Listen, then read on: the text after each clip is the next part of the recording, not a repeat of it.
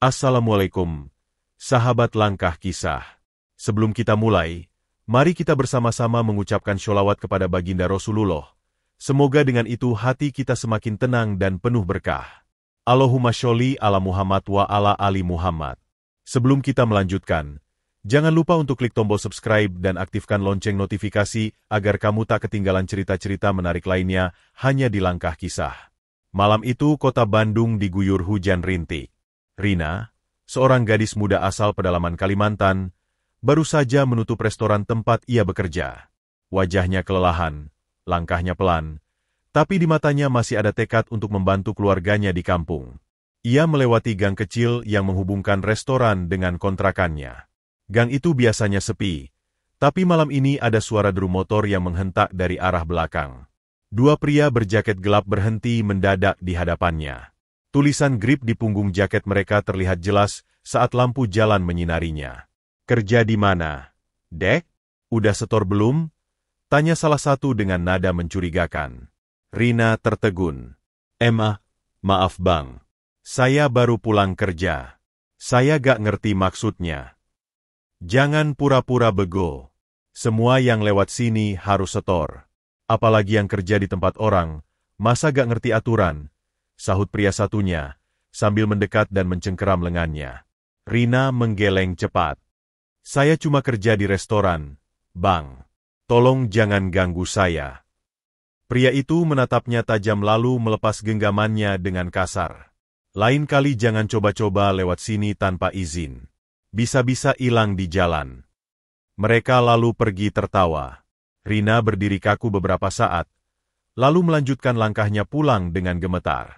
Sesampainya di kontrakan, ia mengunci pintu rapat-rapat, menyalakan lampu, dan terduduk di lantai. Tangannya gemetar saat mengambil ponsel. Ia menelpon satu-satunya orang yang bisa ia andalkan, kakaknya, Juna. Suaranya bergetar di ujung telepon. "Kak, tadi aku diganggu dua orang. Mereka bilang dari Ormas Grip. Mereka suruh aku bayar kalau lewat jalan depan." Juna terdiam sejenak. Lalu suaranya berubah menjadi datar dan dalam. "Di mana kamu sekarang?" "Di kontrakan, Kak. Aku takut keluar." "Tunggu di situ. Kakak datang malam ini juga." Telepon terputus. Di ujung Kalimantan, seorang pemuda Dayak bernama Juna mulai berkemas. Di dalam hatinya, kemarahan sedang menyala. Ia bukan hanya hendak menemui adiknya. Ia hendak menuntut harga diri keluarga yang diinjak oleh para pengecut yang mengaku ormas. Hujan turun deras saat Juna tiba di kota Bandung. Jaket loreng khas suku Dayak melekat di tubuhnya. Ransel hitam di punggungnya tampak berat, bukan karena isinya, tapi karena tekad yang ia bawa. Tekad untuk mencari siapa yang telah mengganggu darah dagingnya. Juna bukan pemuda sembarangan. Ia dikenal sebagai petarung tangguh di desanya, dengan kemampuan bela diri yang dilatih sejak kecil oleh para tetua suku. Di matanya, keluarga adalah kehormatan. Dan kehormatan tak bisa dibiarkan diinjak. Setibanya di kontrakan Rina, Juna langsung memeluk adiknya. Matanya menatap sekeliling, memastikan keadaan aman. "Ceritakan semua dari awal," ucapnya pelan tapi tegas. Dengan suara masih gemetar, Rina menjelaskan. Ia menunjuk arah gang tempat ia dihadang. Ia juga menyebut ciri-ciri dua pria itu. Salah satunya bertubuh tinggi, suara besar, satunya agak pendek dengan luka di pipi kanan. Juna mengangguk. "Kita cari mereka." Rina terkejut. "Kak, jangan. Aku takut. Mereka ormas. Mereka bisa rame-rame." "Tidak ada yang lebih besar dari keadilan," jawab Juna singkat. "Kalau mereka berani main ramai, kita lihat siapa yang masih berdiri setelahnya." Malam itu juga, Juna menyusuri gang tempat kejadian. Ia berdiri di tengah jalan, memperhatikan sekeliling. Bau rokok masih tercium kuat. Ada bekas puntung yang belum padam di dekat tiang lampu. Tak lama, seorang pemuda setempat muncul. Juna menghampirinya. "Maaf, saya mau tanya. Ada orang berjaket grip sering nongkrong di sini?" Pemuda itu tampak gugup. "Abang dari mana?" "Abang dari jauh. Tapi yang kalian ganggu adik saya." Sekarang abang datang bawa pertanggungjawaban. Melihat tatapan Juna yang dingin dan tak bergeming, pemuda itu menunjuk arah sebuah warung tua di ujung gang. Mereka biasa ngumpul di situ, Bang. Tiap malam nongkrong, minta uang rokok dari pengendara. Juna mengangguk lalu berjalan ke arah yang ditunjuk. Dari kejauhan, terdengar suara tawa keras dan bunyi gelas beradu. Warung itu remang-remang, tapi cukup terang untuk memperlihatkan dua sosok yang sedang duduk santai. Salah satunya bertubuh tinggi dan gendut, satunya pendek dengan luka menyilang di pipi. Mereka tidak sadar bahwa malam itu bukan hanya hujan yang turun, tapi juga amarah seorang kakak yang tak akan membiarkan harga diri keluarganya diinjak seenaknya. Juna berdiri beberapa meter dari warung. Ia tak langsung masuk. Matanya tajam menatap dua pria yang sedang tertawa sambil memukul-mukul meja. Jaket grip mereka digantung di sandaran kursi, seolah bangga dengan simbol itu. Tapi Juna tak melihat kehormatan di sana, hanya topeng kekuasaan palsu. Langkahnya perlahan mendekat.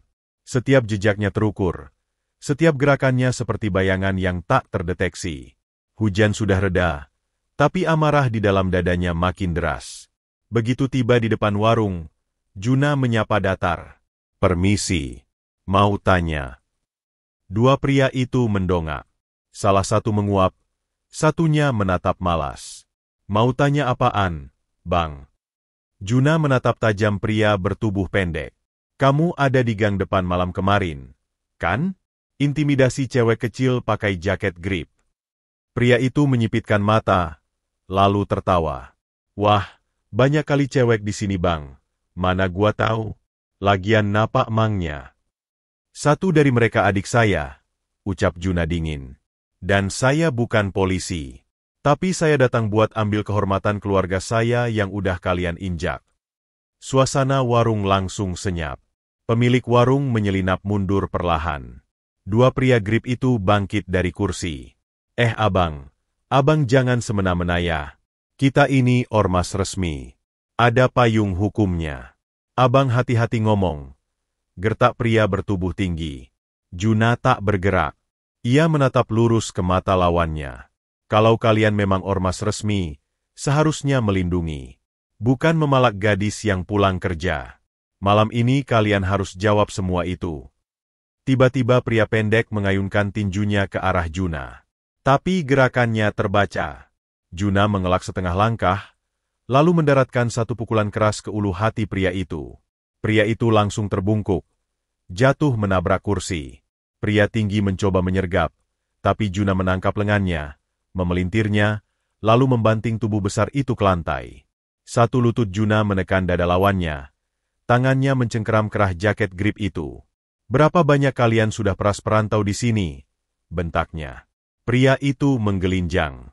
Sumpah Bang, cuma buat uang rokok, cuma iseng, Bang." "Isengmu bikin adikku ketakutan semalaman," desis Juna. Seketika itu juga, suara langkah kaki terdengar dari ujung gang. Beberapa orang mendekat. Mata Juna menyipit, bersiap menghadapi gelombang berikutnya. Tapi ternyata yang datang bukan anggota ormas. Warga sekitar, yang sudah lama kesal tapi takut bicara, muncul satu persatu. Mereka melihat dua oknum grip terkapar di lantai warung, dan seorang pemuda asing berdiri tegak di tengah mereka. Seorang bapak tua bersuara, "Akhirnya ada juga yang berani hadapi mereka." Mata Juna tetap tajam. Tapi malam itu ia tahu, ia tidak sendiri. Malam yang semula sunyi berubah menjadi ramai. Warga berdatangan, wajah mereka menunjukkan dua hal yang telah lama mereka kubur, rasa takut dan harapan. Juna menatap satu persatu wajah itu. Beberapa ibu rumah tangga mengintip dari balik pintu. Seorang pemuda bersandar di motor dengan tangan mengepal. Mereka semua melihat Juna sebagai pemantik nyala yang selama ini padam. Pria pendek yang babak belur mulai bangkit perlahan. Ia melirik arah kerumunan, lalu mencoba mengambil ponsel dari saku jaketnya. Melihat itu, Juna mendekat cepat. "Kau mau telepon siapa? Kawan-kawanmu? Biar datang bantu." Wajah pria itu panik. Gak Bang, cuma mau ngabarin." Juna merebut ponselnya, lalu melempar ke pojok warung. "Kalau mereka datang, biar saya sambut." Tapi hari ini, saya ingin kalian bertanggung jawab langsung. Tiba-tiba, salah satu warga bersuara, seorang pria paruh baya berkaus lusuh. Abang ini siapa? Polisi kah? Juna menggeleng. Saya bukan siapa-siapa. Saya cuma kakak dari perempuan yang kalian biarkan ditindas. Tapi saya datang bukan cuma buat dia. Saya datang buat kita semua. Kata-kata itu mengalir seperti arus deras ke hati para warga. Seorang ibu parubaya ikut bicara. Mereka tiap malam minta uang rokok. Pak, kadang kalau gak dikasih, kaca toko kami dipecahin. Anak saya pernah dipukul waktu nolak kasih uang parkir padahal bukan tempat parkir. Timpal pemuda bersarung. Juna mendekati pria tinggi yang masih terkapar. Kalian dengar itu? Ini bukan soal adikku saja. Kalian udah jadi parasit yang bikin warga takut keluar malam. Warga semakin berani. Mereka mendekat, mengepung warung itu. Seseorang dari kerumunan mengangkat telepon. Saya lapor polisi, ya. Biar resmi ditangkap. Pria pendek langsung panik. Bang, tolong bang, jangan. Kita bisa omong baik-baik. Juna menatap tajam, tapi nadanya tenang. Omongan baik tak berlaku setelah kalian menakut-nakuti yang lemah. Hari ini bukan hanya kalian yang diadili, tapi juga ketakutan yang kalian ciptakan. Salah satu warga mengangguk, lalu menahan bahu pria bertubuh tinggi. Pria itu hanya bisa pasrah. Juna tak perlu bertindak lebih. Api yang ia nyalakan sudah menyebar. Dan warga kini sudah bangkit dari ketakutan. Dalam keheningan itu, suara sirene polisi mulai terdengar dari kejauhan. Seseorang dari warga berbisik, Abang, lebih baik pergi, biar kami urus sisanya. Namun Juna menggeleng. Saya akan bicara. Polisi harus tahu kejadian sesungguhnya. Malam itu menjadi saksi, bahwa keberanian satu orang bisa mengubah banyak hal. Dan pemuda daya itu bukan sekadar kakak. Ia adalah pelindung, pembangkit, dan penyulut keberanian bagi mereka yang selama ini bungkam. Cahaya biru merah dari mobil patroli menyapu gang sempit itu. 2 unit berhenti di depan warung. Polisi berseragam turun, sebagian memegang senter, sebagian lain langsung menanyai warga. Seorang perwira mendekat, wajahnya menyapu lokasi dengan pandangan serius. Siapa yang bikin laporan? Mana korban dan pelakunya? Warga saling pandang. Juna melangkah maju. Saya yang menghadapi mereka, Pak. 2 orang ini mengaku dari Ormas Grip, memalak dan mengintimidasi adik saya yang merantau di sini. Polisi mendekat, menatap 2 pria yang masih terduduk lemas. Salah satunya mencoba bicara. Pak, kami cuma ngasih pengamanan warga. Biasa aja minta uang rokok. Warga? Atau minta paksa? Selasang perwira. Warga mulai bicara serentak. Seorang bapak berseru, kami udah sering resah. Pak mereka ini sering datang ke toko, minta duit, ngancam banyak yang takut, gak berani lapor. Polisi mencatat cepat. Ada bukti, rekaman atau saksi? Seorang pemuda angkat tangan. Saya punya rekaman waktu mereka maksa uang ke tukang bakso minggu lalu. Pak, ada suaranya jelas. Perwira itu mengangguk, lalu memberi kode ke anak buahnya. Kumpulkan saksi. Bawa 2 orang ini ke mobil. Kita proses malam ini juga. 2 pria itu digiring. Salah satu mencoba memohon ke Juna. Bang, maafinlah. Gua juga punya anak istri. Juna menatapnya datar.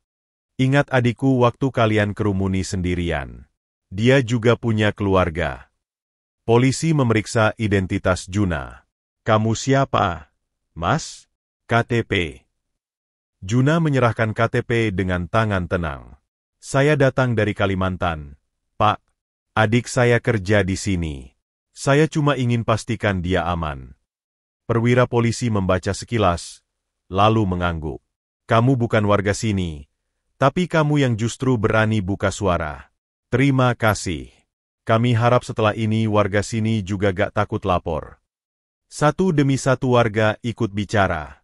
Keberanian mereka tak terbendung lagi. Cerita tentang pemalakan, intimidasi, pemerasan kecil tapi konsisten, semua mengalir malam itu. Mobil polisi pun bergerak perlahan meninggalkan gang. Di dalamnya, dua pria ormas terdiam, mata mereka kosong. Di luar, warga mengelilingi Juna. Seorang ibu tua mendekat sambil memegang lengan Juna. "Terima kasih, Nak. Malam ini kita bisa tidur tenang." Juna menunduk. Suaranya pelan. "Saya cuma kakak. Tapi malam ini, saya juga bagian dari tempat ini." Pagi menyingsing di Bandung. Kontrakan sederhana di ujung gang itu terlihat lebih tenang. Udara pagi membawa bau tanah basah, tapi suasana masih terasa berat. Juna duduk di depan pintu kontrakan, memegang cangkir kopi yang sudah dingin. Rani duduk di sampingnya. Matanya sembab tapi kini terlihat lega. "Bang, kenapa abang mau datang jauh-jauh cuma buat aku?" Suara Rani pelan, hampir berbisik. Juna menatap adiknya. "Kau bukan cuma adik. Kau nyawa kita semua di kampung. Kau pergi ke sini bawa harapan, bukan untuk diinjak-injak." Rani menggigit bibirnya, menahan tangis. "Aku kira aku kuat, Bang. Tapi waktu mereka kelilingin aku malam itu, rasanya aku kecil banget." Juna mengepalkan tangannya. "Kalau abang terlambat datang, mungkin abang gak bisa maafin diri sendiri." Hening. Hanya suara langkah kaki warga yang mulai beraktivitas terdengar dari kejauhan. Rani kemudian bertanya, "Abang tahu mereka ormas grip, kok bisa langsung cari ke warung itu?" Juna menarik napas panjang. "Waktu kau cerita, abang langsung cari informasi. Ternyata mereka memang sering mangkal di situ. Ada tukang ojek yang pernah diancam juga. Dan malam itu, abang cuma ngikutin insting." Rani memandang kakaknya. "Dulu waktu kita kecil, abang juga pernah berantem sama preman pasar karena aku dikejar-kejar." Juna tersenyum kecil. "Iya, abang luka di jidat sampai dijahit 5 jahitan. Tapi kau selamat." "Bang, apa abang gak capek harus selalu jadi pelindung?" Juna menatap jauh ke depan. "Capek itu cuma untuk orang yang menyerah. Kalau abang berhenti jaga keluarga, siapa lagi?" Tiba-tiba, suara pintu tetangga terbuka. Seorang bapak tua berdiri, sambil membawa kantong berisi nasi bungkus. "Juna, ini buat sarapan. Maaf cuma bisa kasih ini. Tapi terima kasih karena sudah bikin kami sadar. Selama ini kami diam terlalu lama." Juna bangkit, menerima nasi bungkus itu dengan 2 tangan. "Saya cuma melakukan apa yang seharusnya dilakukan orang biasa saat melihat ketidakadilan." Bapak itu menepuk bahu Juna.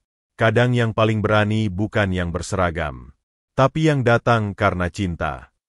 Mata Rani berkaca-kaca lagi, kali ini bukan karena takut, tapi karena bangga.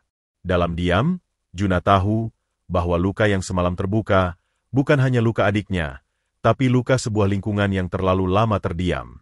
3 hari telah berlalu sejak malam itu. Warung di ujung gang kembali buka seperti biasa, tapi ada yang berubah. Senyum warga terlihat lebih tenang. Tak ada lagi pria berseragam loreng yang mondar-mandir minta uang rokok. Kehadiran Juna malam itu menyisakan jejak yang mendalam. Di dalam kontrakan, Juna membereskan ranselnya. Rani berdiri di pintu dengan wajah berat menahan perpisahan. "Abang yakin gak mau tinggal di sini lebih lama?" tanya Rani lirih. Juna menoleh sambil tersenyum. "Abang harus pulang. Ladang di kampung butuh dijaga, dan Mama udah lama nunggu cerita abang." Rani menggenggam lengan kakaknya. "Tapi, kalau nanti mereka datang lagi?" Juna menepuk kepalanya dengan lembut. "Sekarang kau gak sendirian. Polisi sudah tahu, warga juga sudah sadar. Abang cuma awal, selebihnya kalian yang jaga tempat ini."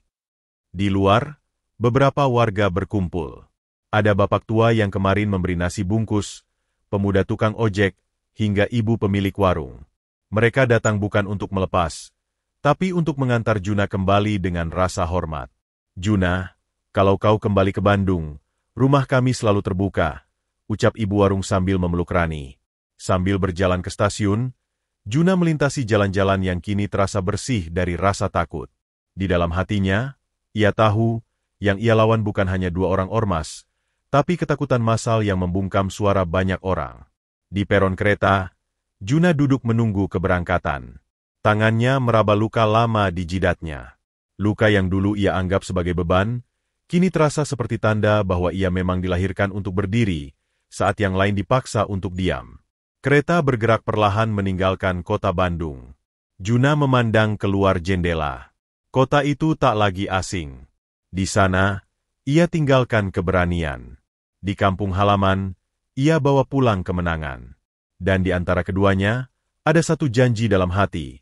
Selama masih ada yang tertindas, pemuda Dayak takkan pernah diam.